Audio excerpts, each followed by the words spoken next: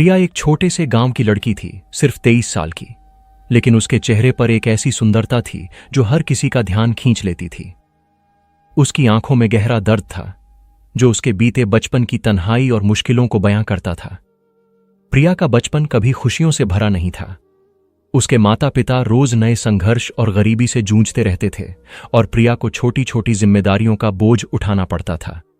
प्रिया अपनी मां की यादों में जीती थी, जो बचपन में उसे हंसाने के लिए कहानियां सुनाया करती थीं। उसके पिता भी कभी उसे गले लगाकर कहते थे, बेटा हिम्मत रखो, लेकिन उनके जाने के बाद प्रिया की जिंदगी में सिर्फ दर्द और अकेलापन बचा था। प्रिया के पति रमेश 25 साल का मेहनतकश लड़का था जो गांव के किनारे रहता था और जंगल में लकड़ी काटकर अपनी और प्रिया की जिंदगी चलाता था। रमेश का दिल बड़ा और प्यार भरा था, लेकिन वह भी जिंदगी की कठिनाइयों में फंसा हुआ था। दोनों की शादी सिर्फ प्यार के लिए नहीं, बल्कि जिंदगी के हर दर्द को साथ में सहने के लिए हुई थी। प्रिया रोज सुबह उठती और रमेश के साथ गांव के किनारे जाकर जंगल के रास्ते से लकड़ी का काम देखती और उसका हौसला बढ़ाती। रमेश भी प्रिया के लिए रोज नए तरीके से खुशियां लाने की कोशिश करता। दोनों की जिंदगी में खुशी और दर्द साथ साथ थे। एक दिन प्रिया रेत के मैदान के किनारे बैठी थी। सूरज की किरणें उसके चेहरे पर पड़ रही थीं और उसकी आंखों से धीरे धीरे आंसू गिर रहे थे। उसे याद आया कि बचपन में मां का प्यार और उसकी बातें उसके दिल को कितना सुकून देती थीं, पर अब उसके दिल में ऐसा दर्द था जो शब्दों में बयां नहीं किया जा सकता था। तभी रमेश उसके पास आया, उसका हाथ पकड़कर कहा, प्रिया तू अकेली नहीं है, हम दोनों साथ हैं। प्रिया ने सिर झुकाकर अपना दर्द छुपाया और रमेश के गले लग गई।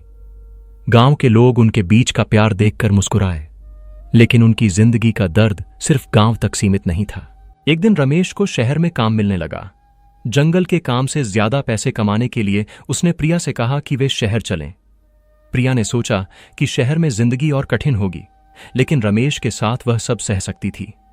दोनों शहर की सड़क पर चल पड़े।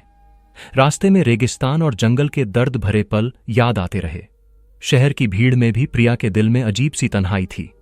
उन्होंने एक छोटी सी झोपड़ी में अपना घर बसाया, लेकिन दर्द तब और बढ़ गया जब प्रिया को शहर के लोगों के कठोर व्यवहार का सामना करना पड़ा। प्रिया रोज अपनी आंखों से आंसू पोंछकर रमेश के लिए मुस्कुराती। रमेश ने उसे संभाला और कहा, हम दोनों मिलकर जिंदगी के हर दर्द का सामना करेंगे। एक दिन प्रिया शहर के बाजार में जा रही थी, तभी उसका पुराना साथी मिला जो बचपन में उसके साथ खेला करता था। प्रिया के दिल में एक अजनबी खुशी छा गई, लेकिन उस खुशी के बीच भी उसका दर्द कभी कम नहीं हुआ। उधर रमेश के काम में मुश्किलें बढ़ गईं, पैसे कम और खर्च ज्यादा हो गया। प्रिया ने अपनी जिंदगी के सारे अरमान एक तरफ रख दिए और घर की जिम्मेदारी संभाली। उसके हाथ का दर्द उसके चेहरे की मुस्कान के पीछे छुपा था। फिर एक दिन शहर की सड़क पर एक बड़ा हादसा हुआ। रमेश को गंभीर चोटें आईं। प्रिया के दिल का दर्द चरम सीमा पर पहुंच गया। उसने रमेश को गले लगाकर संभालने की कोशिश की।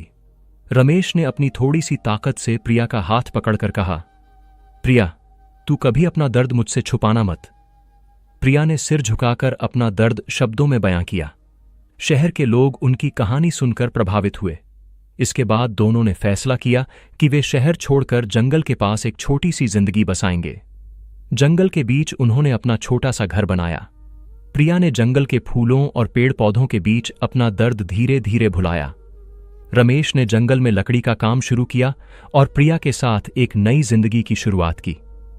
प्रिया हर सुबह सूरज के साथ उठती और जंगल की नरम हवाओं में अपने दर्द को भुलाकर मुस्कुराती। रमेश भी अपनी मेहनत से उनकी जिंदगी संभालता। धीरे धीरे दोनों का प्यार और गहरा हो गया। एक दिन गांव के लोग उन्हें जंगल में देखकर हैरान रह गए। उनके चेहरे पर शांति और खुशी थी जो उनके पुराने दर्द को मिटा रही थी। प्रिया ने रमेश के गले लगकर कहा, रमेश दर्द के बाद ही खुशी का एहसास होता है। रमेश ने मुस्कुराकर कहा, प्रिया हम दोनों साथ हैं और यही सबसे बड़ी खुशी है।